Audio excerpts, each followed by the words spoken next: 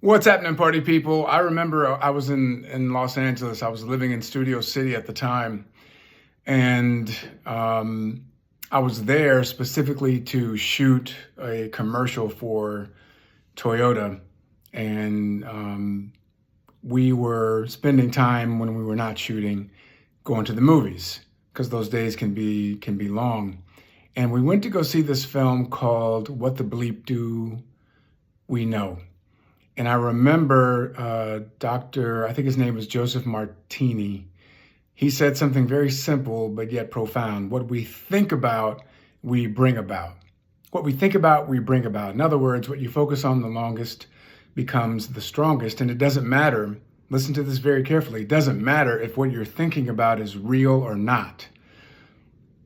What you focus on the longest becomes the strongest. Now, you can use it for a positive, active force in your life, or you can use it as a counteractive, negative force in your life. Meaning, if you focus and think about what you don't have, who did you wrong, what's missing from your life, why things are so difficult, and that's what you're thinking about and focusing on, then we are manifestors. We are creatures of creation. And we live from a story, and that story justifies our reality. And if you look at anybody's life, look at how they move in life, look at their energy, look into their eyes, look at their environment, look at what they're producing, and you will know exactly what they're focusing their thoughts on based on all of these measurables that we can see in real time. And so it's a tell. Okay? It is an absolute tell. Some of you have encountered individuals, and maybe you've gone to someone's home, and you go into their home and it is completely a hot trash mess. It's nasty, it's dirty, there's stuff everywhere, it's not organized, it's clutter, all of that. Well, that is a manifestation of what's happening up here. It's a manifestation of what they're focusing on. There are other people that you encounter and they just light up the room. When they come into the room, everybody's energy goes up. You just feel better as a result of having an interaction with that person. Well, that again is a tell of how that person chooses to spend their energetic thought. What are they focusing on? So the question I pose to you is, what are you focusing your thoughts on? I've been in situations where I'm in a difficult dynamic, solving problems, putting out fires in terms of our business. And I'm looking at the business, and I've had moments where I was spending way too much time on the problem and not enough time on the solution. I was spending way too much time on the things I had no control over versus keeping my focus and attention on what I can control. Control the controllables. So if you're in a relationship, for example, and there are things that your partner or spouse is doing that you don't like, then you have to communicate that, number one. Number two, you got to understand that that partner or spouse just may have characteristics that you don't necessarily agree with. You're not going to agree with everything.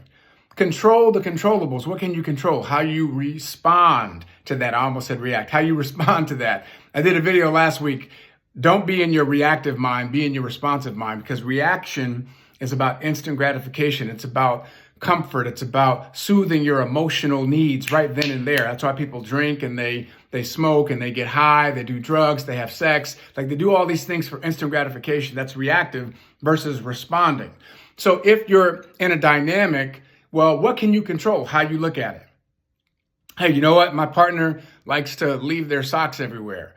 That used to irritate me, but guess what? I just chose to look at it differently. It's an opportunity for me to pitch in and to pick the socks up because I want to do my part to keep the house organized. And I love, it's so cute how my partner leaves their socks everywhere. Like, I just chose to look at it differently. And I'm sure my partner does it with me too. So these are our choices that we get to make from day to day to day to day.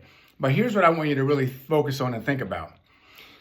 When you understand how much energy and time and effort is being put into getting your attention, then you will be much more protective of your attention. You'll be much more intentional with your attention. Intentional with your attention.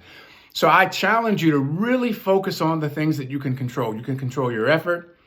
You can control your positive thinking. You can control not going down the toilet bowl flush. The toilet bowl flush is when something negative happens, when there's an obstacle, there's a challenging situation. Rather than treating it as a growth opportunity, you go negative down the toilet bowl flush, and one negative thought leads to another, and the next thing you know, you're spinning downward spiral like that, right?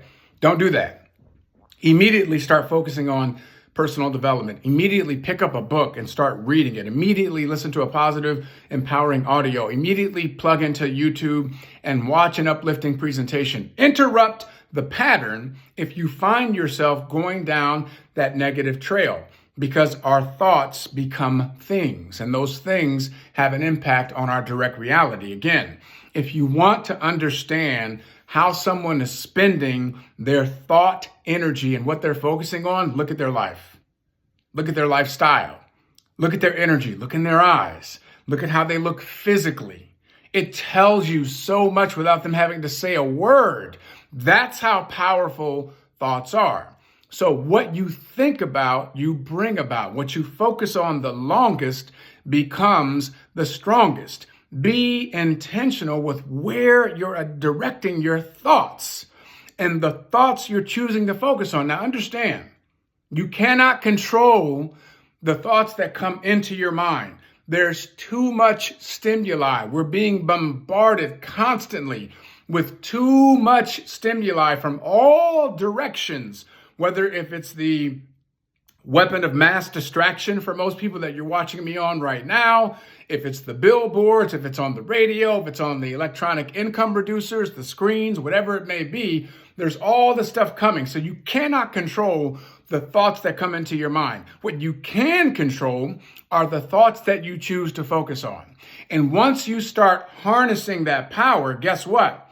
There are certain thoughts that even if they come into your mind, they go right back out, because you have trained your brain to focus only on those things that you have control over, that bring empowerment to your life, that give you greater perspective, wisdom, discernment, understanding. And so when idiotic thoughts come into your mind, when self-destructive thoughts come into your mind, when thoughts of distraction come into your mind, they go right back out because there's no room for them. There's no room because you have made a deliberate, determined, directed effort to be focused with your thoughts so that they're leading you to accomplish your goals. It's the beginning of the year, 2025. Many of you hit that reset button, you're excited. Many of you are attacking the first quarter like nobody's business. Many of you are fired up for what you're creating and what you're producing right now in real time. Stay in your lane. Stay in that zone. Protect your brain space. Protect your environment. Determine your environment by what you're focusing on. Putting up your goals where you can see them. I know some of you do vision boards and dream boards, and you have specific pictures of things that you're focusing on in terms of the outcome. Great. Put those things all around your house, your home, so you don't have a vision or dream board. You have a vision dream environment that you are constantly being stimulated and reminded by. Stop scrolling. Talking to myself too. Stop scrolling. I like the prank videos too. Stop scrolling. Stop getting distracted. Be intentional with your calendar. Be intentional with your time blocks. Be intentional with how you're going to spend your day, because once the day is gone, it now falls into the annals of history, never to be repeated again. So how'd you use it? And where's it going to lead to? Is it getting you closer to your goals and your outcome, or is it moving you further away? Is this thought process healthy for me? Is it building me up? Does it make me feel empowered, or does it make me feel less empowered? Is it disempowering? Does it give me a sense of powerlessness because I'm focusing on things that I don't have control over? It's been said that anxiety comes from when you anticipate negativity in your future, and depression comes from when you're living too much in your past, because you cannot change your past. There's nothing you can do about it. But so many people live and they're stuck in their past, reliving whatever that negative or toxic or tragic event was over and over and over again. And that breeds depression because you can't do anything about it. You can't change it. There are other people that they're anticipating their future with a negative mindset. They're focusing on negative outcomes. They're thinking about all the things that can go wrong. And so that creates anxiety. And then there are other people that allow their present circumstance to override their compelling future. I'm going to say it again. There are other people that allow their present circumstance to override their compelling future. So they allow the fact that they try to define themselves based on where they are, not understanding that where you are has nothing to do with where you can go. That your circumstances currently are not your conclusion. What you think about, you bring about. Focus on your future, one that's positive, that's compelling, that's dynamic, and let's get to work in getting it done.